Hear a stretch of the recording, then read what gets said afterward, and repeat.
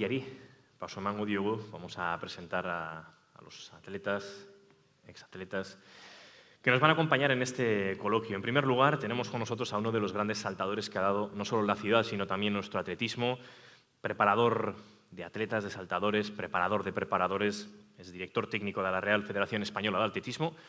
Recibimos con un fuerte aplauso a Ramón Cid.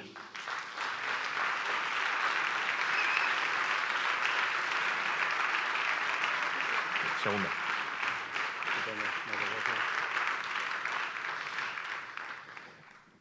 Otro de los grandes saltadores que ha dado la ciudad y también nuestro atletismo. Roman olimpikoa izan zen, Tokion ere, eta baita Mexiko 78ko olimpiar joko horretan bederatzi aldiz, bederatzi bider Espainiako txapeldun, jauzi hirukoitzean, un campeón del triple salto, dominador de la disciplina durante años y además plusmarquista español hasta que fue el propio Ramón Cid quien le arrebató esa marca. Recibimos con un fuerte aplauso a Pipe Areta.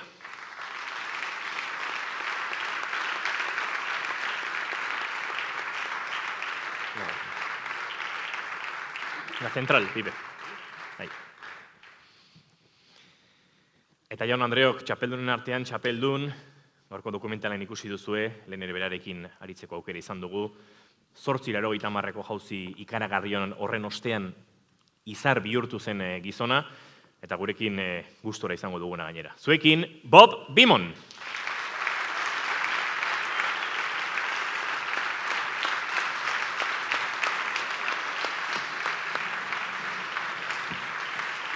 Y por supuesto, Luis, nos vas a acompañar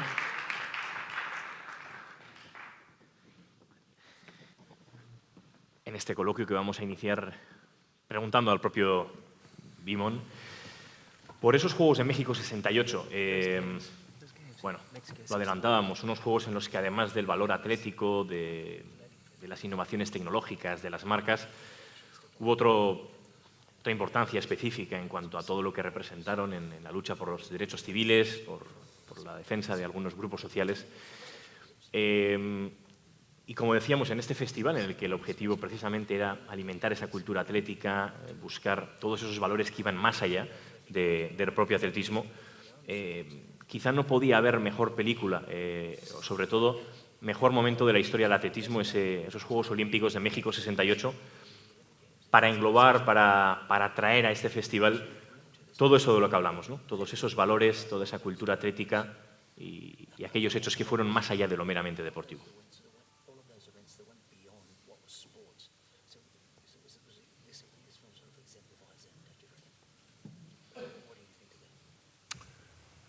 I think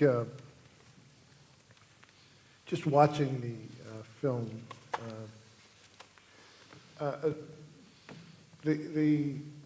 the Olympics, which we watched, the things that were happening there, are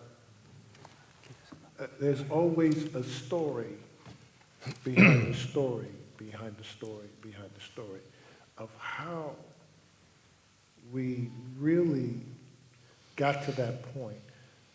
But also, it gives a story about the human rights, the human dignity, the things that we so much care about in our lives.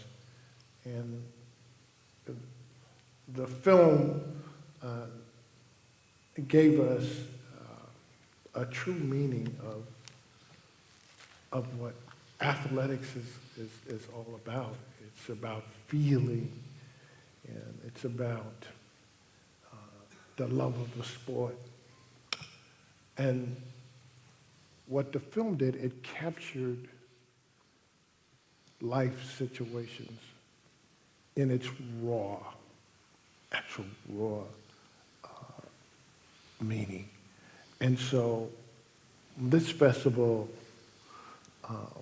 will go way beyond just the athlete's ability to perform, but we go into the story behind the story behind the story of what it is about the sport. Viendo la película y llegado a este punto, es decir, de lo que se trata es que hay una historia, y eso lo ha reflejado la película, una historia tras la historia, tras otra historia. Una historia que parte de no solamente lo que son los valores atléticos, sino también lo que es la dignidad humana, los derechos humanos. Y la película también muestra lo que es el significado del atletismo. Es decir, no solamente son unas pruebas deportivas, sino que también aborda la cuestión de las sensaciones, el amor hacia a este deporte. Y lo muestra de una manera, francamente, digamos, por así decirlo, muy cruda, muy directa, en cuanto a cómo ha demostrado la situación.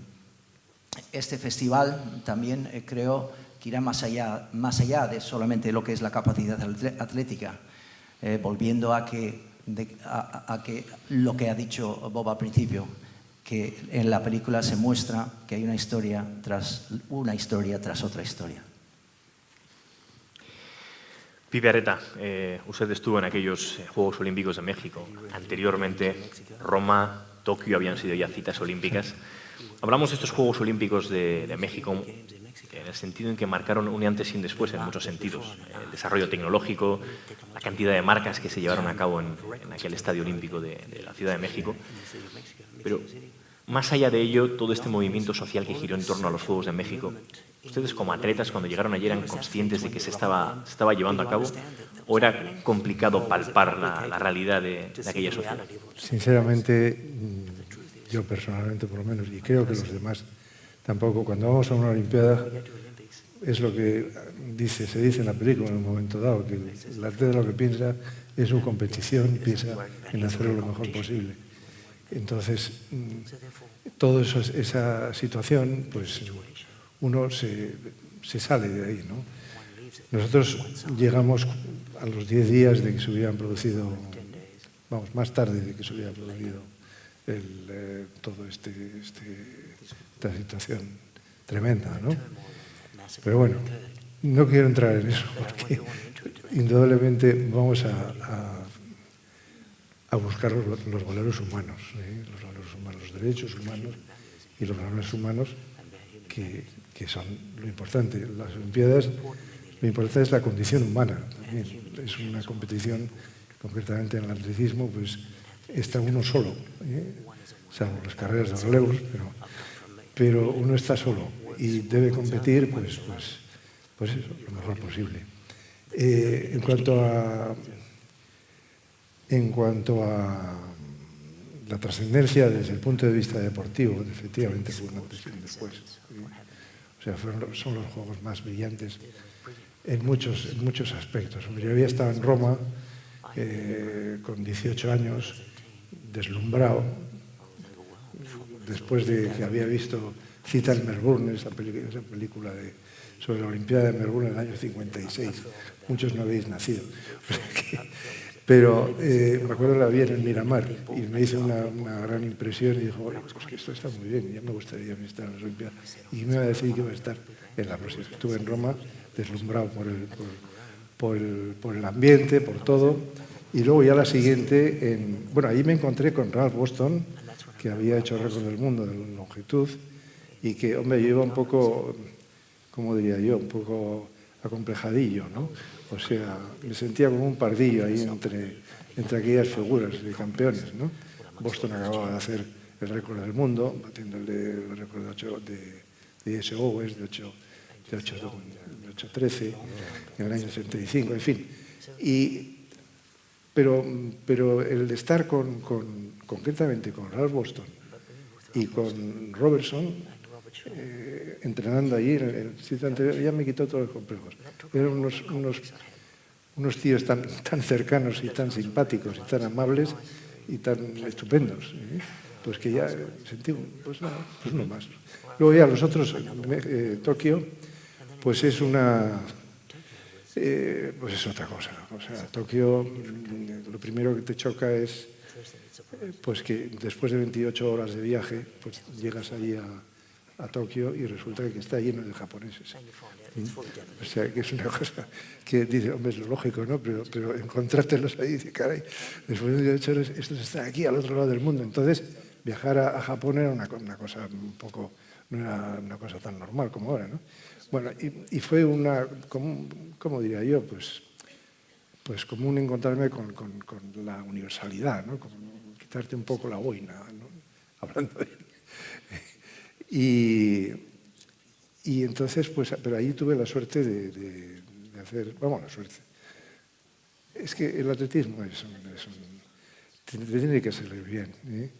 En triple quedé eliminado en la calificación, pues eso, es que la calificación lo comentábamos Ramón Cid y yo hace un rato, antes de entrar, que hacerse cargo de lo que supone la prueba de la calificación de tenis, 3 intentos, donde hay muchas cosas que no bueno, uy, Dios mío, esto hay que tener cuidado. Eso no me lo había indicado. No, recuerdo que Beamon, o sea, recuerdas quizás en la calificación de longitud, ¿cómo lo pasaste? ¿Cómo lo pasaste? Porque al tercer intento fue, ¿no? El tercer intento y parecía que... A Bob le conocíamos por la prensa que había aparecido, se hablaba pues de un nuevo saltador, un joven en Estados Unidos que había saltado 8.28 en pista cubierta o algo así, y luego 8.33. Era una incógnita. La referencia era... Vamos a asumir esto como una señal del destino. Sí. Me va a permitir usted que continuemos. Posteriormente preguntaremos a Bob por aquella fase clasificatoria. Vale. Sí. Pipereta ostentó durante muchos años el récord nacional del triple salto, hasta que un señor llamado Ramón Cid, unos años más tarde, bastantes años más tarde, consiguió superar aquel récord.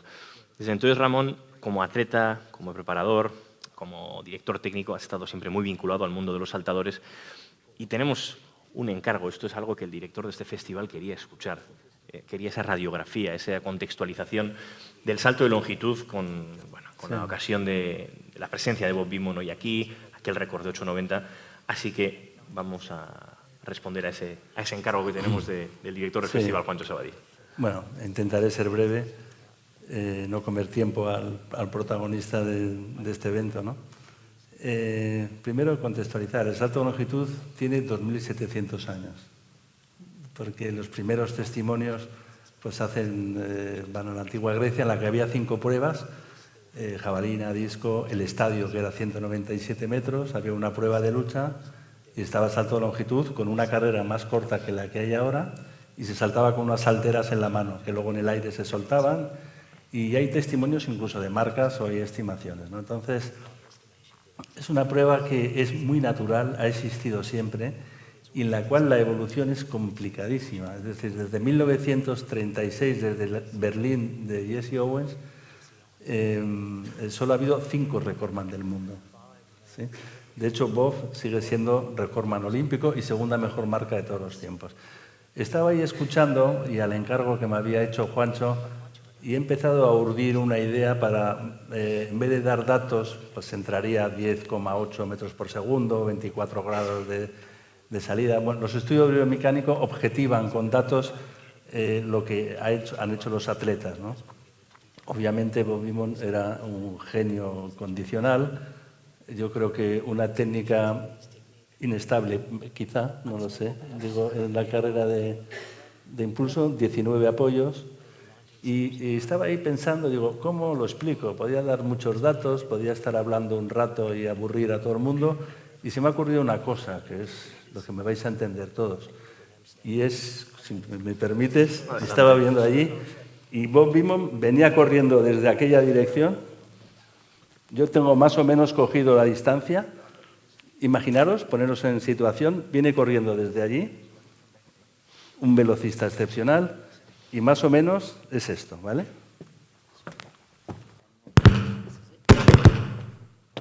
Es todo el escenario, ¿vale? El salto de Bob Beamon es aproximadamente, y sobrarán las palabras, todo el escenario. Es venir corriendo y es volar desde allí hasta aquí. Esa es la realidad, porque los centímetros son atemporales. 9 metros son 9 metros ahora y hace tiempo. Y yo creo que con esto explico más o menos, en lugar de aburrir con datos, digo, para que os hagáis la idea de la magnitud atlética de lo que supone el salto, ¿no? Es esto. Bob Beamon cruzó hace 50 años todo el escenario de este Antzoki Saharra. Sin tocar el suelo, sí. Vamos a volver por un momento de las marcas a todo ese valor social del que hablábamos en torno a los Juegos de México 68. Han pasado 50 años, señor Beamon. En los últimos días la sociedad estadounidense estaba votando en esas elecciones de mitad de legislatura para evitar que se conculcaran una serie de derechos fundamentales, de derechos humanos, de derechos civiles. En cierto modo resulta frustrante que 50 años más tarde aún haya que defender de esta manera aquellos derechos que se defendían en los Juegos Olímpicos de México 68.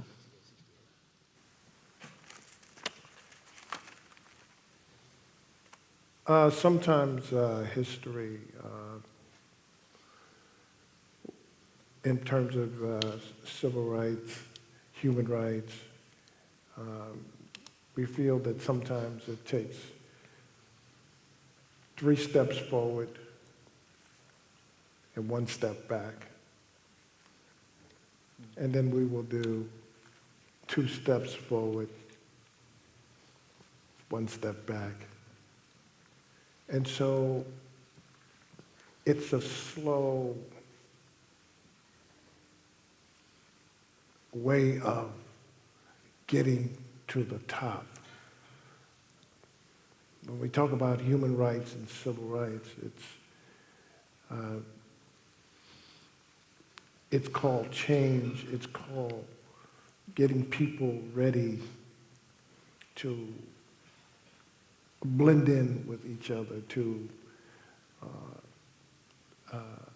begin to get the message, to really understand what it really is to understand unity and rights of each other, being able to accept it sometimes takes many years, decades, and we're here in a half a century and we're still talking about human rights and civil rights. As I said, it is also the story behind the story of how we're getting there, but it's a slow process in getting to the entire world of what it takes to hook into each other and to be able to accept each other. And as we see, not only in America, but it's everywhere in the world, it's sometimes very difficult to talk with people that may have a different understanding, but I think in the end, we will all get the message.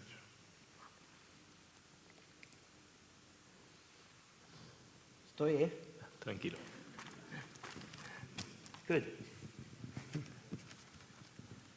A veces la historia en cuanto a lo que son los derechos humanos, los derechos civiles, en ocasiones lo que estamos viendo es que se dan 3 pasos hacia adelante y 1 hacia atrás. Y luego paulatinamente, pues bueno, vamos dando 2 hacia adelante y solamente 1 para atrás.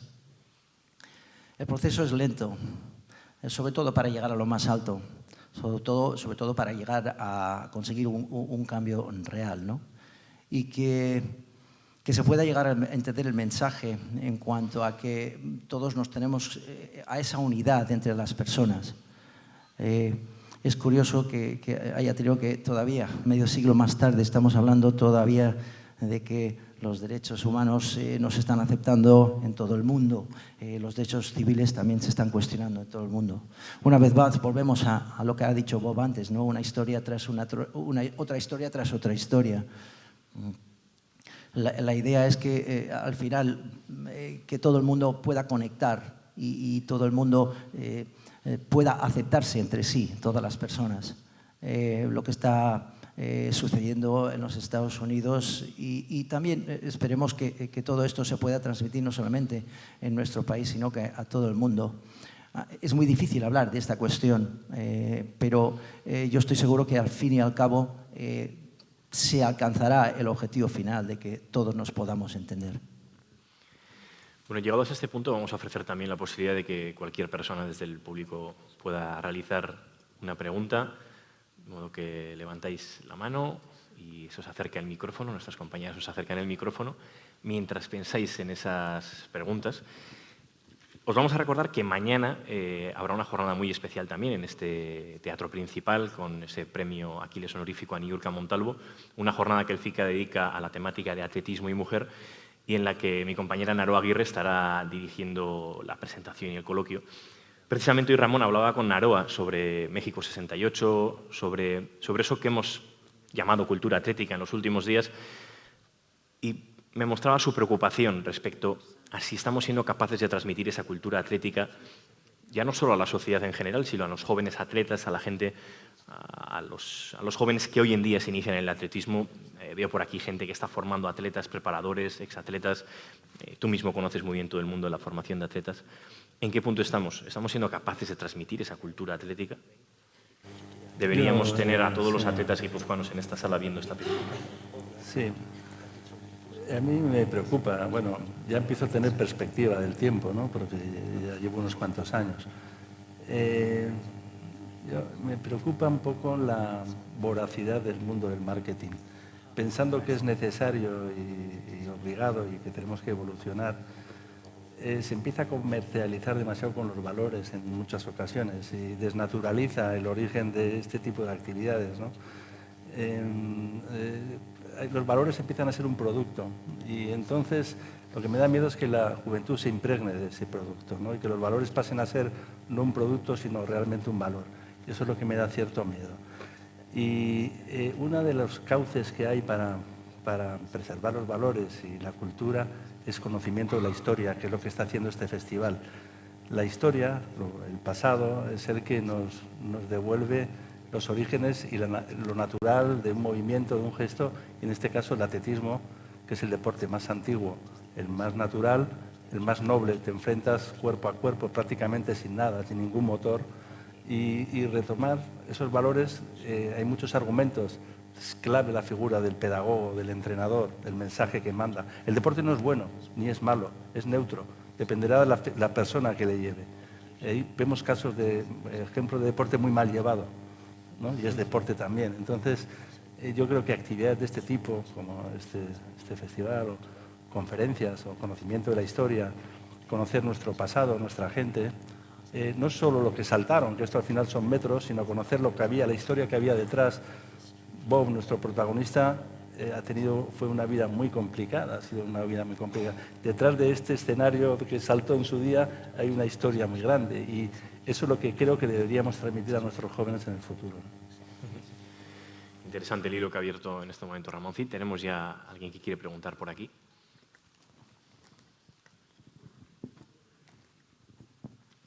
Ahora. Hi, Mr. Bimon.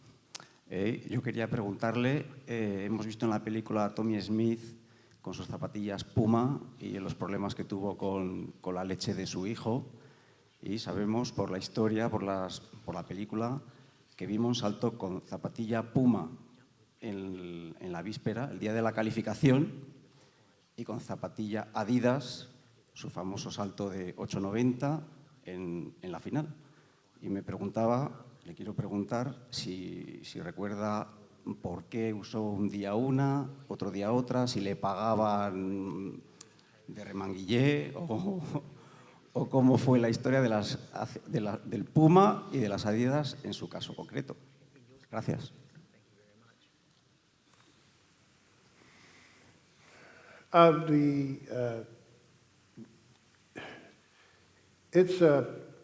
It's very interesting you brought up the question of Puma and Adidas.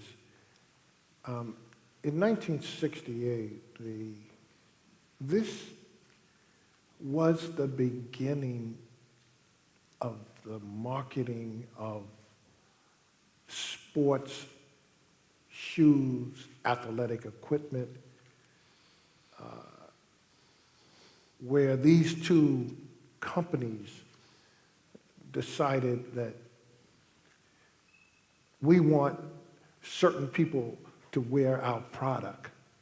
So it began in 1968 in the Olympics, where these two brothers, the Dassler brothers, competed against each other to make sure that certain athletes in the Olympic Games wore their product or their shoe or their uniform. And I would say that because of what happened in '68 with that, it has now become a multi-billion-dollar industry of endorsements of, it could have been Michael Jordan, it could have been Kareem Abdul-Jabbar, or someone famous to endorse a sports shoe or a sports outfit. So I would just like to say that first, that those things became prevalent, and it started back in 1968. For me, in 1968, in the preliminaries, I wore Puma. And I thought that the shoe that they made at the time, that I jumped in Puma, was not as solid of a shoe as the Adidas. And so I tried on the Adidas shoe and found that the Adidas shoe was the right fit, the right feeling for me. And I decided to wear Adidas in the finals. And of course, it became a very famous advertisement with Adidas shoe. So that's where it basically all started. So that was the difference between the shoes, because it felt better for me.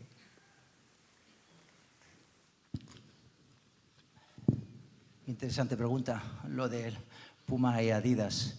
En 1968 es cuando básicamente comenzó todo lo que tenía que ver con deporte, marketing, en cuanto a las zapatillas, los equipos, la indumentaria que llevaban los atletas. En aquel entonces había dos empresas que las controlaban los hermanos Dassler. Uno tenía una y la otra. Entonces los dos competían entre sí para que los atletas llevaran su zapatilla o su ropa para poder competir. Desde el año 68 hasta ahora, evidentemente, esto ha progresado mucho y ha evolucionado muchísimo en cuanto a lo que es el patrocinio. Pues, por ejemplo, podríamos hablar de los ejemplos de Michael Jordan o Kareem Abdul-Jabbar, ¿no? Y los patrocinios que recibían. Todo esto se hizo prevalente en el año 68. Para mí, en la clasificatoria, y a eso te referías tú en tu pregunta, llevé Puma, pero la zapatilla no era tan sólida como las Adidas. Y las probé y vi que me encajaban muy bien y las sensaciones de las Adidas eran mejores para mí. Y evidentemente esto trajo consigo, son las que utilicé en la final, ¿no? Y esto trajo consigo, evidentemente, la famosísima publicidad para esa zapatilla. Y eso es básicamente la diferencia entre las dos, y por eso opté por el cambio. Badu beste norbaitek, galderarik, ¿alguna otra pregunta en la sala? Vamos a preguntar al señor Beamon, en esta respuesta hablaba de la mercantilización de unas zapatillas, de las marcas, pero Ramón Cid hablaba hace unos minutos sobre la mercantilización de los valores y el riesgo de que esos valores acaben entrando en ese juego comercial entre los más jóvenes, ¿no? Usted, señor Beamon, ha trabajado con jóvenes a lo largo del mundo, ha trabajado en la motivación, en cuestiones emocionales en torno al atletismo, ciñéndonos de nuevo a la realidad de los jóvenes y a esos valores sobre los que Ramón advertía, ¿no? Esa mercantilización de los valores. ¿Cuál es el camino? ¿Qué nos queda? ¿O cómo afrontar ese riesgo o esa realidad en el caso de que así lo sea?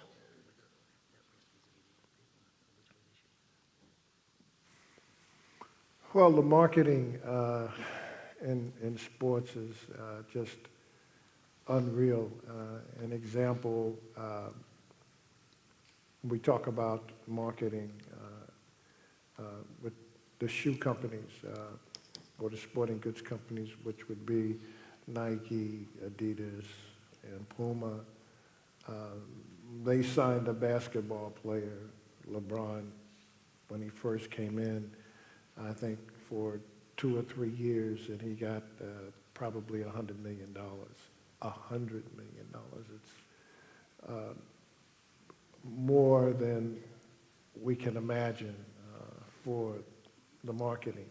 Now, in addition to that, we have new ways to communicate in comparison to what they did in 1968, and that is they have computers. The young generation is working with computers. Everything is done by computers. I think we're running into some kinds of problems with human feeling, human emotions and things like this, where we're not touching each other anymore. We're communicating by phone, we're communicating by computer, and so we're missing out on the basic fundamentals, which is being able to communicate with each other by physical contact. We don't do that. It's hardly done anymore. And so we have to find a way to communicate through marketing, through sports products, through people that understand what it is to connect with each other in some human kind of way. Otherwise, we're going to lose communication with each other. You notice that everything is done by computer, phone. And so, to me, we've lost a lot of touch with human emotion, how we feel physically with each other. So we have to design something that brings us not only with the computers, but also with the human feeling of each other, to touch each other, to stop texting and we have to some way deal with that. It's to me, a big project.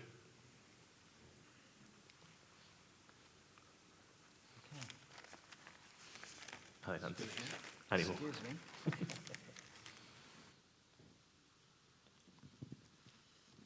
El marketing. El marketing casi se ha convertido en una cosa casi irreal, ¿no? En aquel entonces, pues bueno, sabemos que hay marcas como Nike, Adidas, Puma. Por ejemplo, cuando ficharon por primera vez a LeBron en el baloncesto, para 2 o 3 años le dieron una cantidad increíble, que fueron 100 millones de dólares. 100 millones de dólares, que es una cifra que casi para digamos, el ciudadano a pie, casi imposible de creer, ¿no? Creo que los jóvenes hoy en día también conectan de otra manera. Hoy en día se utilizan pues, los teléfonos inteligentes, los smartphones, los ordenadores, y el contacto humano se está perdiendo, ¿no? Todo se está perdiendo, todo lo que son las emociones humanas, ya no conectamos. El contacto humano no se hace como se solía hacer en aquel entonces. El marketing y el marketing de productos, el marketing de zapatillas, todo lo que es la indumentaria, todo se está haciendo a grandes niveles. una vez más, se pierde la comunicación, se está perdiendo ese contacto físico entre las personas, entre los jóvenes. Creo que tenemos que, al fin y al cabo, diseñar algo que nos permita mantener ese contacto humano. Menos SMS, menos textos, menos, no quiero utilizar la palabra, pero WhatsApp. En fin, y evidentemente esto es un gran proyecto que todavía tenemos ante nosotros para resolver. Menos. Sí, pero muy brevemente, por Muy favor, breve. que tenemos que despedir. Simplemente, o sea, que lo importante es la condición humana, como he dicho antes, ¿no? Y que el deporte pues dé pie a eso, a la amistad. Lo más importante del deporte es poder convivir, poder competir con otros, respetándole, etcétera. Pero sobre todo, pues está en esa relación humana, en la amistad. La película me ha encantado por muchas cosas, pero quizá por lo que más me ha encantado es por poder ver a una serie de atletas que hacía, pues eso, 50 años que no les veía, como por ejemplo Gentile, con el que estuve 2 años entrenándome, etcétera, con el que conservo una amistad desde hace 50 años, nos seguimos escribiendo emails y, por ejemplo, pues hace poco hablamos sobre, se cumplían 50 años de su medalla, etcétera, todo. Todas las emociones. Pues quedémonos con eso, Pipe, con la amistad y con esa frase de Bob Beamon que decía menos textos y más abrazos, más contacto, estemos más cerca. Eskerrik asko Ramon Cid, eskerrik asko Pipe Areta. Thank you so much, Bob Beamon. Despedimos aquí esta tercera jornada del FICA, del Festival Internacional de Cine y Atletismo. Bihar gehiago izango dugu holtza honetan, aipatu bezala Niurka Montalvo txapelduna handia eta emakumea eta atletismoa izpide izango dituen jardunaldi berri bat. Eskerrik asko guztioi bihotzez eta bihar arte.